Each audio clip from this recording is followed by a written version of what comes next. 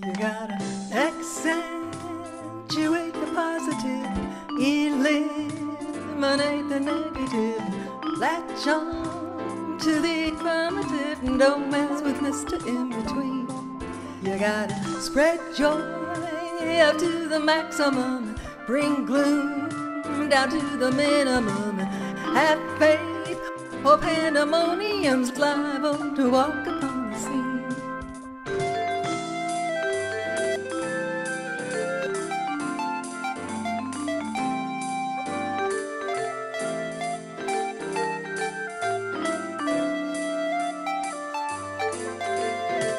Accentuate the positive and eliminate the negative, and latch on to the affirmative, and don't mess with Mr. In-Between.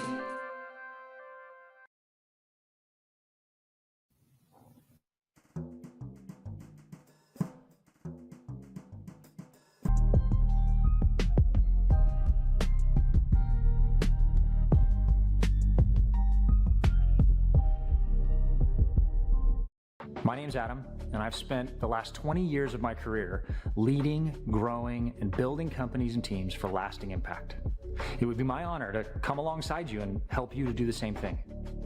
Whether it's in the corporate world, a brand new small business startup, or a 100-year-old family business, I've seen it and I've led it. Starting with defining your purpose beyond profit, we unlock strategies across every part of your business so that we can arrive at what I call asymmetric endurance, allowing you to get your time back while the business continues to grow, succeed, and achieve its true purpose.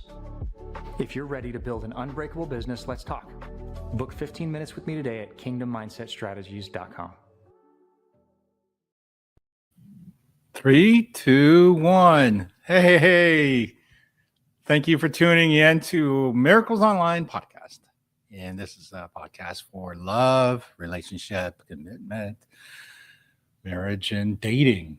And today we got something very good for you. So everybody strap on, get ready. I am your host, Jeff, and this is... I'm Kat. And Kat's going to tell you what this episode is all about.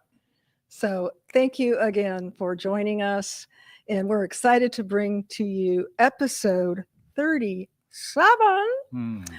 And let me ask you this. Have you ever wondered if your relationship that you're in, and I don't care if it's for a short time or for years, have you ever wondered if your partner was emotionally intelligent?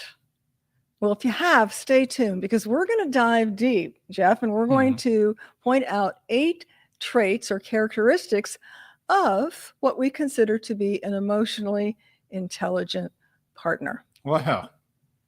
I hope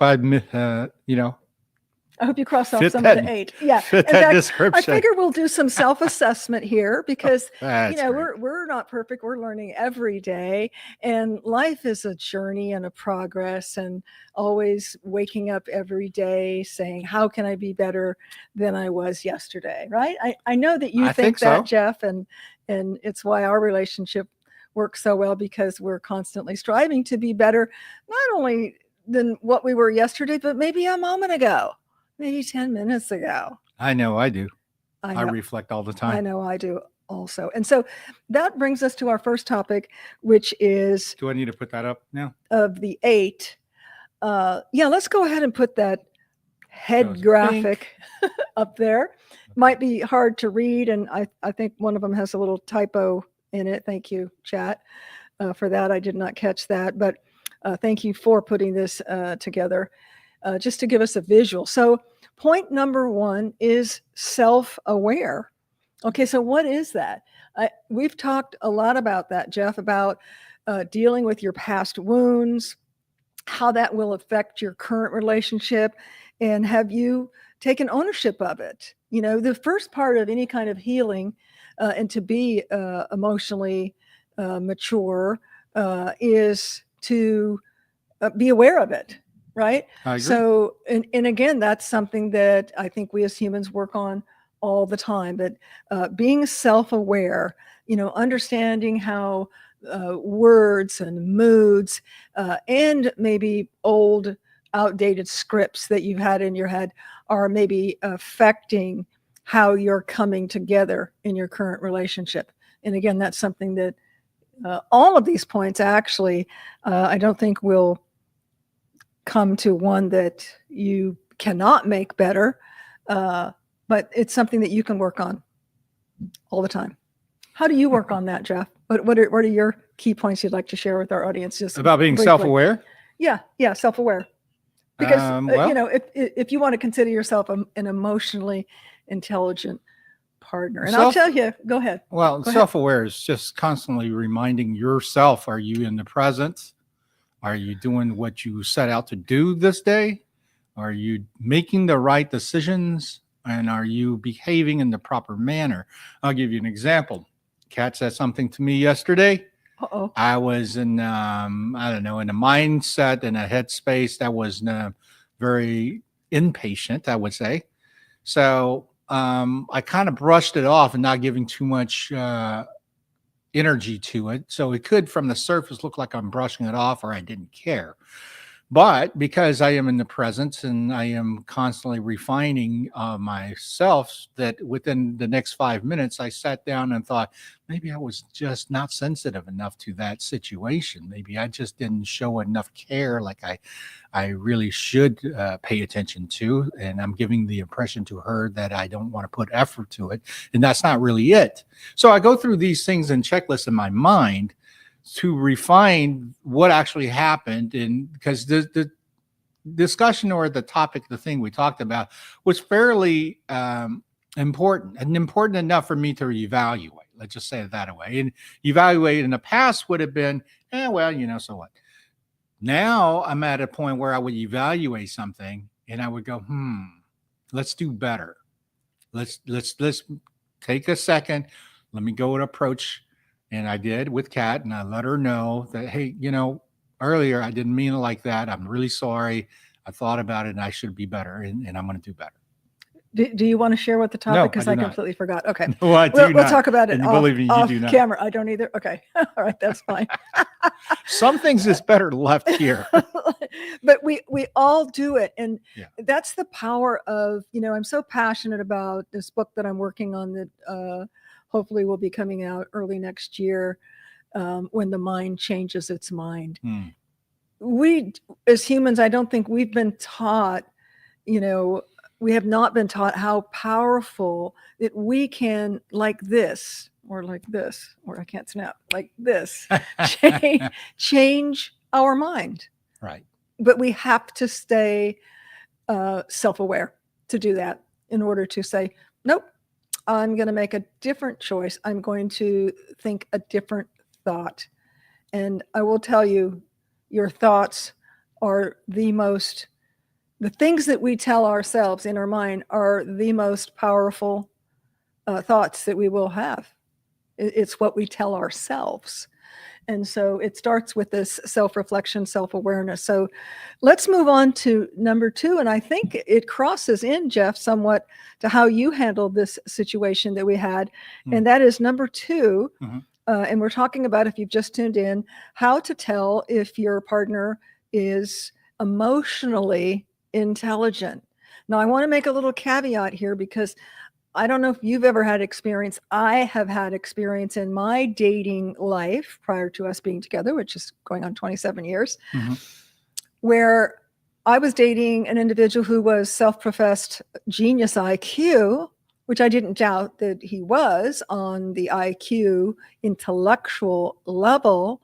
But in my opinion, he was, I don't know, it's a strong word, but emotionally an imbecile.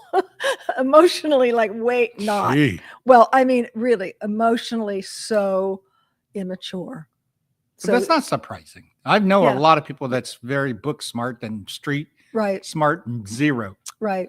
That's just how it is. And because, quite honestly, in his defense and everyone's defense through their journey, we were not taught typically how to regulate, how to be self-aware, how to, to bring those things in a relationship. Everything was just, knee-jerk reaction. So number 2 is to be humble. So what does that mean? It means apologizing without deflecting, well, I'm sorry, but you did this, that, and the other. They can say, you know what, I was wrong, and actually mean it. Such as the example, Jeff, that great example that you gave under number one, self-aware, is that you took a step back and you humbled within your mind, within your second thought, and then brought it outwardly and said, earlier, I want to apologize. I didn't mean to come off this way. This is what I meant, and really mean it. Again, not deflect. Well, I'm sorry, but if you wouldn't have acted like this, that's not being humble. Right. That's right. It's being combative, just being defensive. If you find yourself on the defensive end, chances are you're not being humble whatsoever. Exactly. And number two is, why are you defensive? What drove you to want to be defensive? So let's use your intellect and really take a look at that. Self-examination. Yeah, because if you're important. being defensive on something that's really, maybe small issues, not really relevant to a blow up, and are you not being humble enough, being so self-centered that you're going to create this into something? And Absolutely. that's adding gas to the fire for no apparent reason. Sure. And that's we've touched on other episodes. That's a whole nother episode, diving deep into that, where it's not really the issue, it's other things that were unresolved that's masking. So that can get a little complicated on that. So let's go to number 3, Jeff. Number three is, if your partner is emotionally intelligent, do they tune in? Do they tune into the nuances within your relationship? Now, this, of course, gets easier and more in flow, I think, the longer that you've been with someone. So if you've only been with someone for a couple of weeks or even a couple of months, you might not be quite there. But typically, an emotionally intelligent partner picks up on nuances, on inferences. You don't have to hit him or her over the head to get something across. And that could be as simple as, and he's brilliant at it. Sometimes he reads beyond it, but just a little twitch at my face, a very small sigh, a shift in your tone and how you respond, and so forth. If you're emotionally intelligent within the partnership connection, you're going to pick up, because you care, you're going to pick up on those cues. It's often been said, with public speaking and just speaking, that body language is probably 85% of the intonation of what's said. It's not actually what's said. It's how it's said. And how it's said, it could be a look. We watch a show called Blue Bloods, and we laugh all the time because Frank does a lot of face acting, but he says a lot. He says a lot just with an eyebrow furl, with a shift in his gaze, right? Just the smallest of intonations tell so much, don't they? Right? They sure do. And even if you don't, if you're not aware, start being aware. Listen to something with the audio off and watch the body language, and it can be telling, and sometimes be much different than what's actually being said. Right, and sometimes it's very trivial with the male and the female dynamics on tuning in. The female would sit there and goes, "No, there's no problem," or "Don't you know? Shouldn't you know?" And those are kind of things that really baffles guys, like in the point of, I'm not a mind reader. So the first and foremost, stop telling yourself you're not a mind reader. This isn't about reading mind. This is about paying attention, saying, what did you just do? Did you notice the temperature just immediately went down in this room? And if you understand that, you're tuned in. You understand your dynamics in your so-called circle. And once you put yourself in that position, you have to look at it as, okay, what was the last thing that we did that caused this effect, this coldness, this stillness, this separation? And that's really what happened. The disconnect caused it, the coolness. And it's not about anger or anything like that. Absolutely. right on with you on that, Jeff. And I just wanted to point out that sometimes it's not even that something has happened between you within the dynamics of your relationship, but sometimes you need to tune in to your partner to sense that maybe they just got off the phone with someone, or they had a difficult time at work, or something else is going on, and you being attuned to them, can then open them up to them being approachable and showing that you care, which brings us into point number 4, and that is number 4. Are they approachable? So is your significant other approachable? Can you talk to them about anything without fear, without being, dismissed or punished or, criticized? I would have to say that if you're not approachable, why are you in a relationship with this person? I'm afraid of this person, or this person pays the bills, so I'm just going to do, whatever. And there's lots of different dynamics, Jeff. We know in relationships. And again, this isn't to call out names or to, label anyone, although we are labeling, it's number 4, label approachable, but to identify, to review, not to relive it, but to review it and go, okay, maybe that's something that maybe I need to be more approachable. Okay. Yes. Right? Boy, too. Hey. Okay. I'm approachable. Come on now. Do you think I'm not approachable?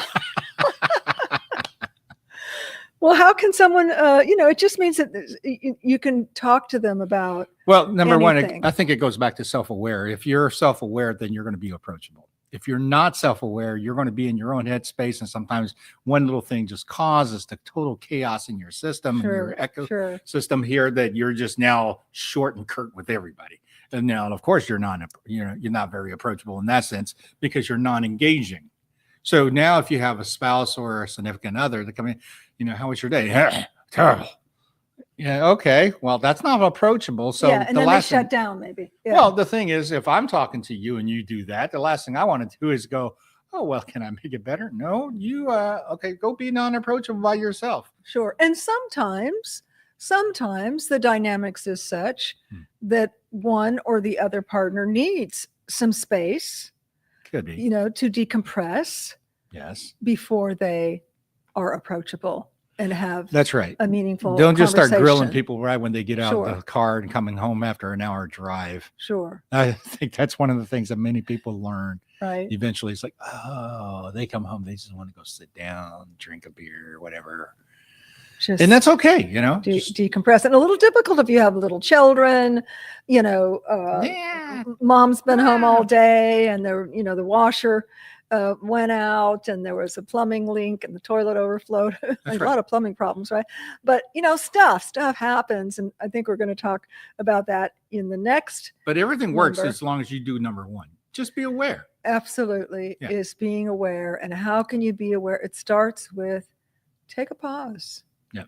Take a pause, take a breath, and take a second thought. Yeah. Okay, we go to the next one. So let's go to our kind of goldenrod square there, number 5, which is adaptability. So adaptable. We know life happens, just like we talked about, right? But you adjust and you show up with love, whatever, whether it was the scenario I just mentioned, when husband comes home and all shit has hit the fan at home. You show up with care and understanding and love. Yeah, just don't be rigid about things. In other words, it doesn't have to be exactly the way you thought of from point A to point Z. And I'll tell you, that was a big life lesson for me. And being a lifelong student of thought, the human condition, psychology, etc., I often reflected, why am I so controlling? Why does everything have to be this way? And if it isn't, it's just, it's not right. And it took me, I think probably until my maybe 30s. It's been a progress, a progression. But I'll tell you, just releasing and letting go and knowing that everything is divine order, or in Greek, as we say, kairos, is so much freedom. It is so much peace. And the bottom line is, unless it's something you can affect, if something's already happened, it's happened. It is just that. It's the isness of what happened. Well, I think what do you do next? The adaptable aspect of it. Adaptable. It comes from flow. Absolutely. And this is something that it probably takes us a little more maturity to understand about not being to constrict and control everything, because we feel that if we control and constrict, then we can manage easier. It comes from fear. Absolutely. It comes from fear. Well, no, always comes from fear. Control doesn't always need to be fear driven. Control, it's fear that it's not going to turn out exactly how I envisioned it coming out. Right. I understand that, but there's a level of control as I'm the boss. Okay. I'm in control. Okay. Ego. We'll call it ego. Yeah. And when you let go of ego and you know that God's got it, that everything is by divine order, I've lived by and repeat to myself probably since my late 20s, God grant me the serenity to accept the things I cannot change, the courage to change the things I can, and the wisdom to know the difference. Right. And well, a lot of people don't have that kind of connection or relationship with the creator. Therefore, it may be more confusing for those who don't have a spiritual balance. And therefore now the empowerment and the ego driving and the boss aspect of it all lands on my lap. It's my responsibility. So I'm going to make sure that it's going to give me the easiest, most convenient way to be able to get the results I want, because I control it. Absolutely. So but I can tell you from experience, that's an upstream battle. Well, it's an upstream battle. And also it's only a little of this, of your potential, opposed to surrendering it and allowing the potential to flow like a so-called dam just broke open and all the water is coming out now. Sure. So because there's infinite possibilities from source. We're finite. We can only do so much. Yeah. So let's go to number 6, Jeff, if we could. Yes. And it's in a nice purple color, one of my favorite. And that characteristic is to be empathetic. Now, this is one that I kind of was thinking, well, most of them we can develop, we can get better at, etc. But can you teach someone empathy? I don't know. I think it can. I think it takes time. I actually at one time start praying, please God, let me be more empathetic and so forth. And about 2 weeks later, I went, nope, I don't want to do that anymore, because I was feeling everybody's emotions. I was feeling all the pain and the angst. And I was walking around going, why am I feeling this way? Then I realized, in my prayers, I'm asking for this. You were asking to be an empath. Right. They called it an empath. Then I stepped back and went, okay. Yes. While I thought that was going to serve, it did not. Yes. And I was actually concerned about that going back into my love for hypnosis, that I would take on, just too many burdens. Sure. And it would just drag me down. And God answered my prayers on that too, because after the very first one, it was gone. You can show empathy. Yes. But you don't have to go bend over backwards. Well, I think for me, I will say for me, when it hit home that God is using me and that this is a purpose, and why would I deny helping someone just because I'm fearful of getting squashed and being too empathetic? And so that empathy went away, and strength came in its place, and the fortitude to realize that, okay, I'm here to serve. Yeah. I'm here to serve. Well, good. And to wrap that up, it's just, it's good to be empathetic. Oh, absolutely. Because you want someone to not just hear you, but feel you. But know the boundary of that. Don't be empathetic to the point where you lose self-awareness, because then all of a sudden you're putting off what you need to do for yourself. and using energy to try to be on other people's things and solving, maybe feeling other people's problems. And pretty soon you're ignoring what you're doing at home of you. Absolutely. There was a psychological term for that, where we lose ourselves in helping someone else, and it fills a hole in ourselves. You find that where people want to fix other people. And that's my final note on number 6. And that is that you do listen and understand. Mm-hmm. You don't try to argue or fix. Right. Okay. You can help, you can guide, but we're not out to fix anyone. That's right. Okay.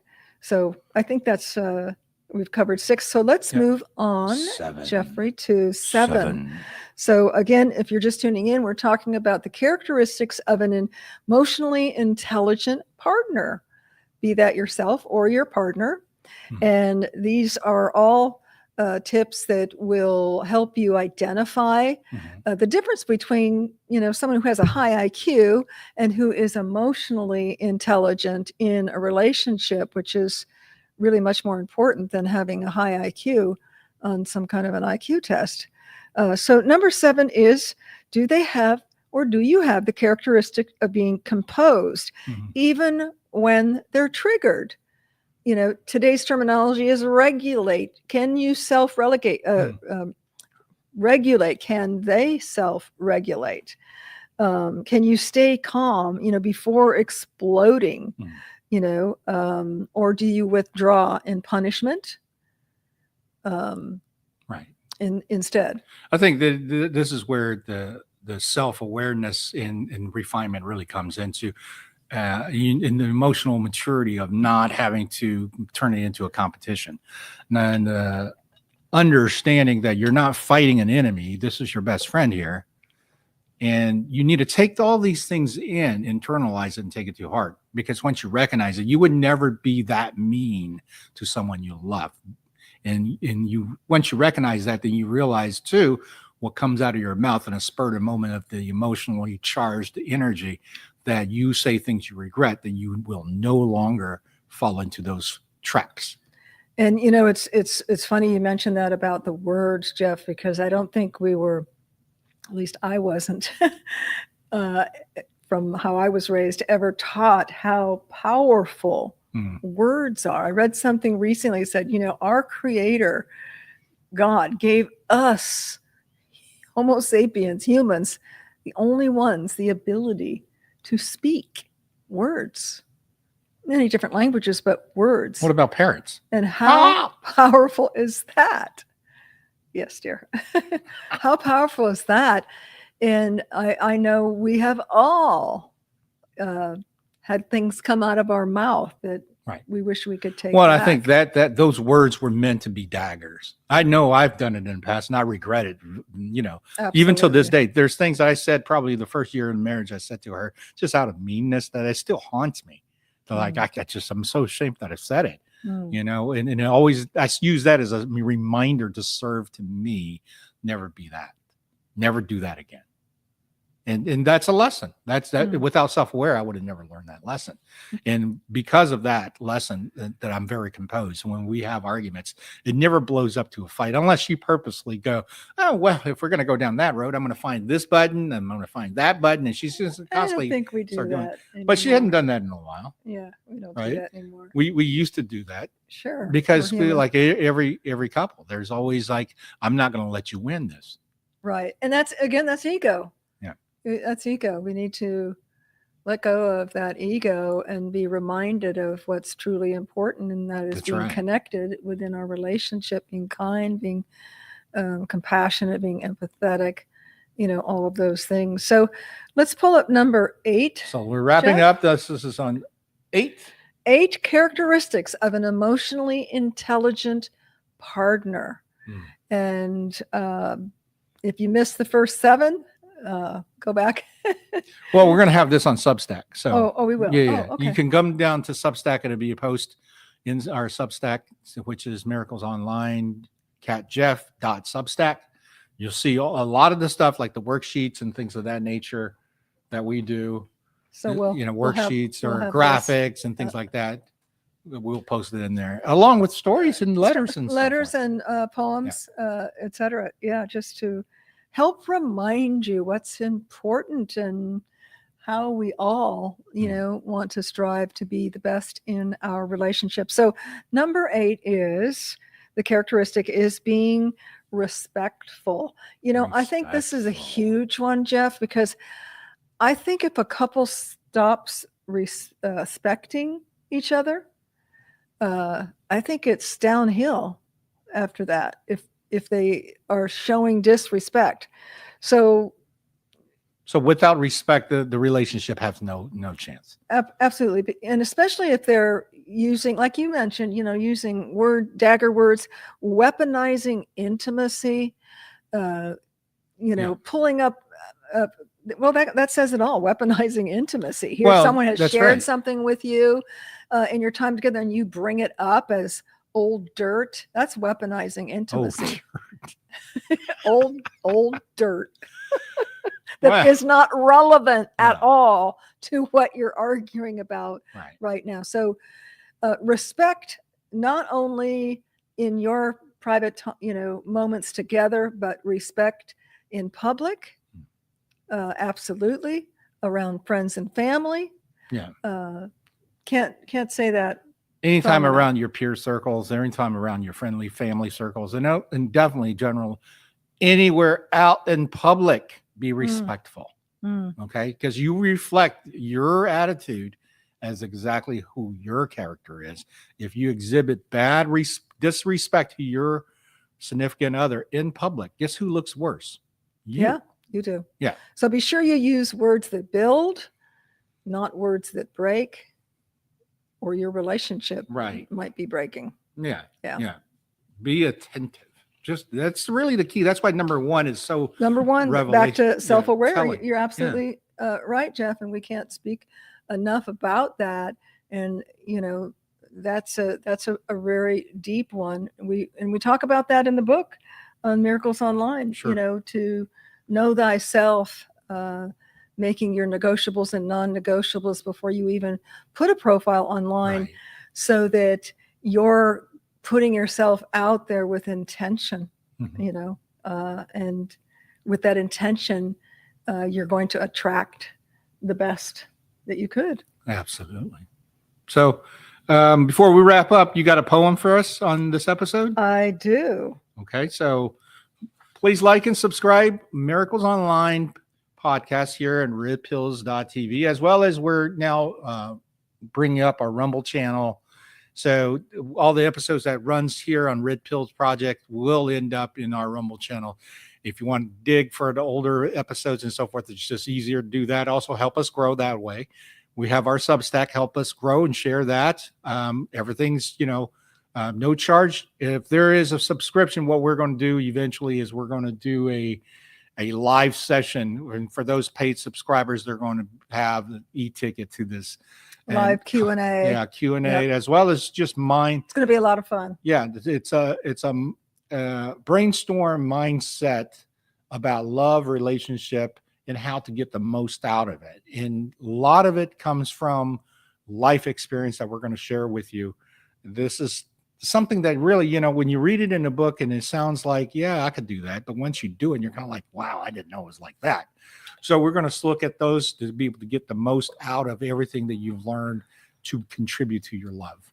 And with that, you're going to do our... Yep. I've got a little poem here. It's called The Smartest Love. There you go. They listen more than they speak aloud, not to respond, but to make you proud. They know that silence can hold your fears and meet your eyes when you drop your tears. They don't explode when things go wrong. Their calm is quiet, their patience strong. Not perfect, no, but tuned within. They own their flaws, they grow, they grin.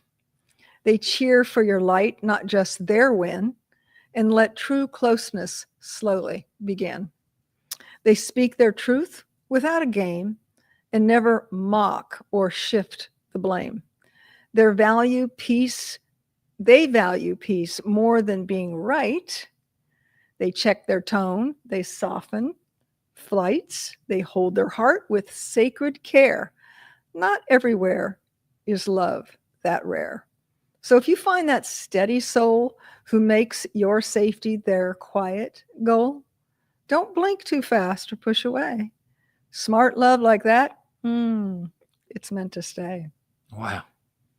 And with that, thank you so much for tuning in, Miracles Online Podcast. We'll see you next time. Be sure to like and subscribe and share, like I always says. And other than that, I'm going to kiss my little bear. Sealed with a kiss. Okay, this is the part where you go, bye, right? Bye. Well done. You've done something that most people only ever dream about. You've started and kept a business alive, and that's a huge achievement and one you should be proud of. Now, I want to help you make that business unbreakable. My name's Adam, and I've spent the last 20 years of my career leading, growing, and building companies and teams for lasting impact. Whether it's in the corporate world, a brand new small business startup, or a 100-year-old family business, I've seen it and I've led it. And what I've learned is building an unbreakable business often requires similar ingredients: clear financial insights, well-built systems, streamlined growth strategies, and optimized operations. Starting with defining your purpose beyond profit, we unlock strategies across every part of your business so that we can arrive at what I call asymmetric endurance, allowing you to get your time back while the business continues to grow, succeed, and achieve its true purpose. If you're ready to build an unbreakable business, let's talk. Book 15 minutes with me today at kingdommindsetstrategies.com.